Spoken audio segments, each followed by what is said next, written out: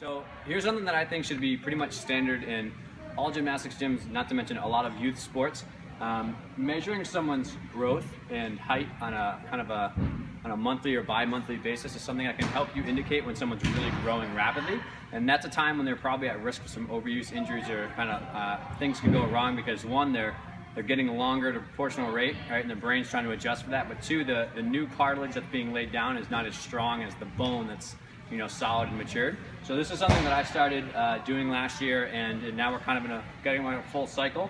And it's helping me to see who's really spiking up at a fast rate and who's not. And I adjust their training based on who's really growing like a weed. So we're gonna use Linnea here. So the first thing you do is just have them stand, and you just come in and you look at and see where they are. So right, you take a measure. So she's about 57 inches right here. And then she sits down. So that just shows you their entire height. And then when they sit down, right, now we're taking her legs out of the equation. And we also get a measure of her torso. So 57 was the first, and then I come in right here, and that's 30 and a half right there. So that's a measure of her torso. And then the last thing she does is she's gonna do her wingspan. So stand up for me.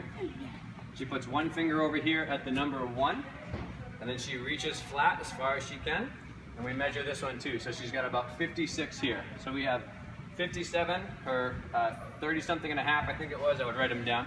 And then we also get a width measurement of her wingspan. So we see her leg growth, we see her trunk growth, and we also see if her arms are growing, right? And so then we'll come over here, good, thanks. Come this way, and we have a track. We track all stuff, conditioning, strength, a year, but over here is where we have a corner. And every first of the month they come in and they track this. So we take someone that says 58, 59 and 1, and 59 and a half. So someone who's growing, we see month to month, where they're going. This is January from the last year, but we had a whole year before this that they did. So very easy to track, and you can do this, but all you need is a simple growth chart, something that says maybe 70 tape and 80 high, but you can easily track this across months, and especially with our little ones who are level 3s, level 4s, level 5s, if they grow really fast, you gotta be looking out for things to go wrong quick.